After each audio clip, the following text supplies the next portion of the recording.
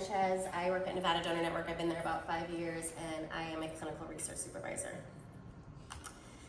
So first, I want to talk about why referrals.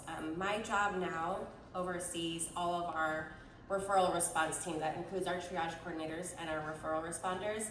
And this is where I am so passionate about.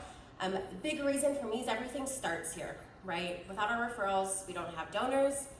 Without our referrals, we don't have relationships.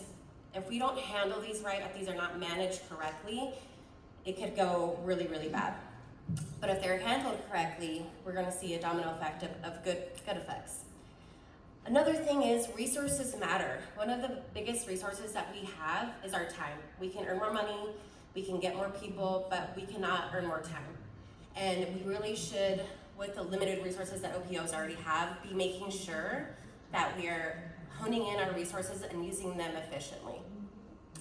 There is a domino effect, like I mentioned earlier, with referral management. If they are handled correctly, you have improved relationships with your hospitals. We all know that relationships in this business are everything. Improved critical thinking, better outcomes for families, which is something that I don't think is talked about enough. Referral management does impact our families, and they are so important to all of us. And obviously, more donors means more lives saved, which is all of our goals. So identifying a need. To give you a little bit of background, I was an emergency room nurse before this. That was always like my dream job. And then I did it for a couple years and I found out I hated it. And so I was really trying to figure out a way. I applied at Nevada Donor Network only because the hospital development guy who always came to our ER, I really liked him, always liked his presentations, always loved the free food. So I was like, hey, this is, let me just see what this is about. Really had no idea what I was getting myself into, but I fell in love with the work, I fell in love with the place and the people that I work with. I started out as a coordinator, and I started to notice that I would get on site, I would get assigned a new case start, and we'd have to shut down the case because I found something that was available before we started the case. And that's not good, right? That's an error. Then we had a change in our clinical triggers. So when I started about 5 years ago, they were the typical GCS of 5 or 6 or less. But then we had a big hospital system that we convinced to sign a memorandum of understanding to refer every intubated patient. So what does that mean for us? We pretty much doubled our referral intake at that point. And we were getting patients that were probably high neuro status, maybe gonna be taken off of the vent the next day, but we still needed adequate time to review these, right?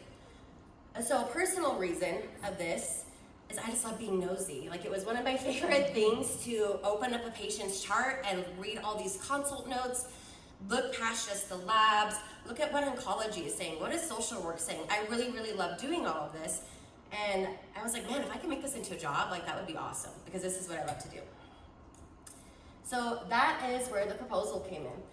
At that time, Elizabeth Shipman was our director. I don't know if you know her. If you don't, you need to, because she's amazing. She's now our VP. She's not here this year. I started having conversations with her about this, and she had told me that some OPOs have a position similar to this. So I was just getting really anxious and getting really excited about this possibility. So I decided to write a letter to my CEO. His name is Joe Ferreira. If you do not know him, he's amazing. Really approachable guy. I just sat there one night very late and just wrote about like why this position would be so great, what we should call it, what they would do, and also why I am the best candidate to take this role. I want to say a couple months went by, I didn't hear anything. And so finally I just teamed him and I was like, hey, I never responded to my email. And he's like, oh my gosh, I'm so sorry. Let me get back to you. And I want to say a couple weeks went by. I remember exactly where I was. It was like really, really rough, sad case. I was on my way home on the freeway and I get an email from Joe. And I'm like, oh my gosh. And yes, I looked at my phone on the freeway. I'm sorry. But he said something very simple, essentially along the lines of, yeah, this is a good idea. We'll do it. And I just remember, oh, what did I do? Okay. Being super excited, emotional to the point, it was just such a crazy thing to me as a entry-level coordinator that I could write my CEO and propose something and that he'd read it. Not only did he read it, he said yes. So the process. At Nevada Donor Network, all of our referrals go into our donation services.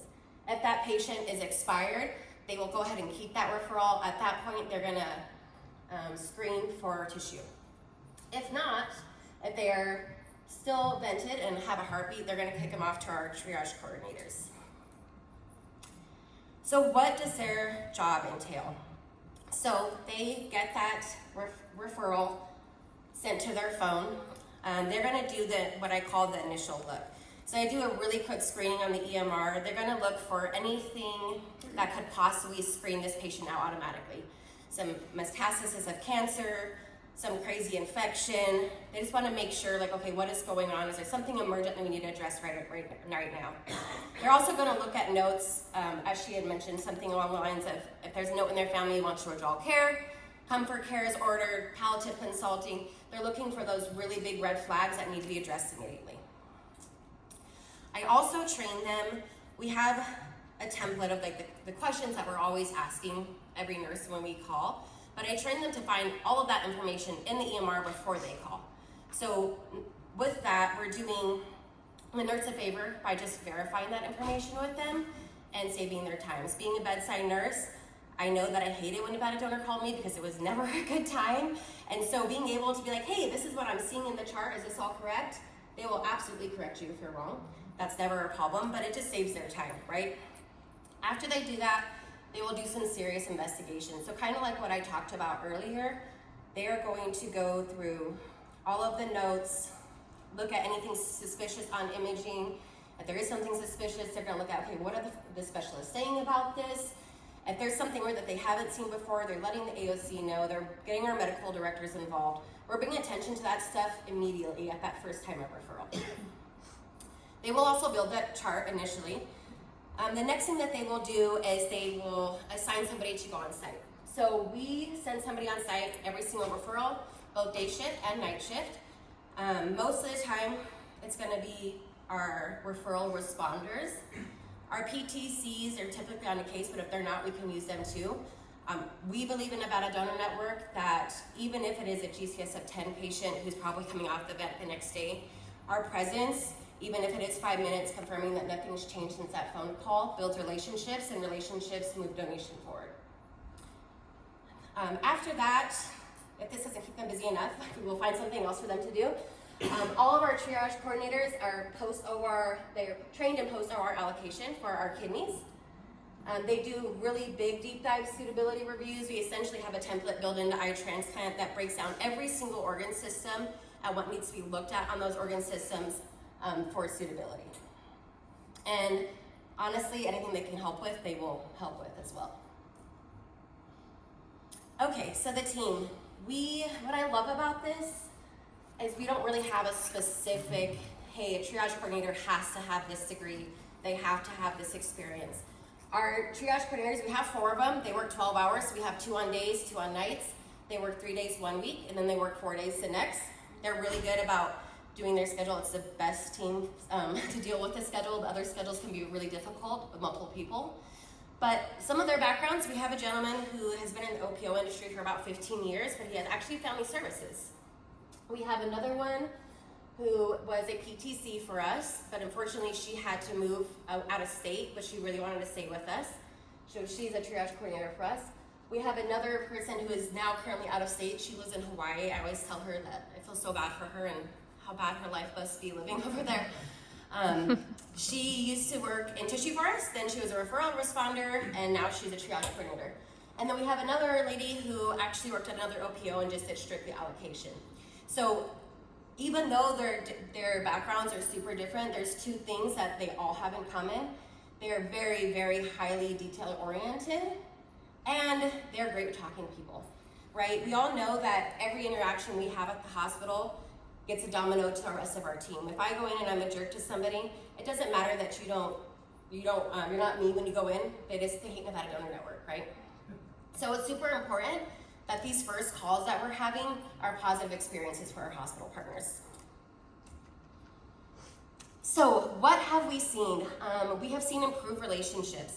Because our triage coordinators are so good about having these initial conversations, I want to say that most of our hospital partners are happy to see us when we show up. they're waiting for us to get there. We try to be there within an hour of that call. Less ANRs. Because we were able to identify these one-offs, these histories that we had the time to identify before, we're closing down cases before we approach. And what I think, all of us, we want to get to the yes every single time, right? And we're not looking to close down cases. That's not what we do. However, I think it's really important to note that ANRs don't only impact our numbers, which are not everything, but they also impact families. We have to think about the fact that we are approaching families at one of the worst days in their life. And when we offer them this opportunity for organ donation, we're offering them hope for their loved one to live on, and a hope that they really didn't think was going to come out of this ugly situation.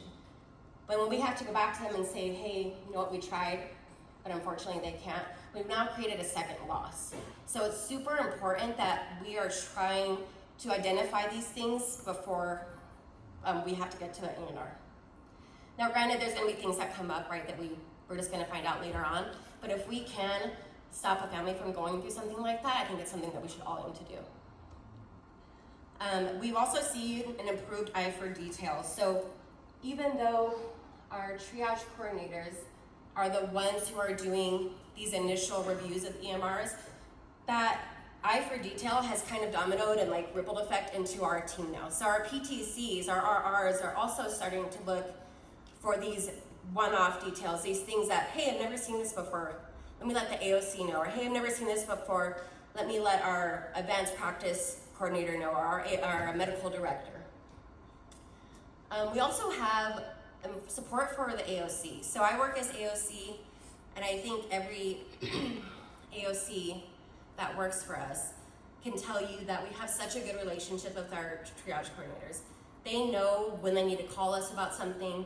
They know if they feel like a case should be shut down, how to present that information to us. We can rely on them so much, and it's like having second eyes on the board for that day. They're also super supportive for our frontline staff.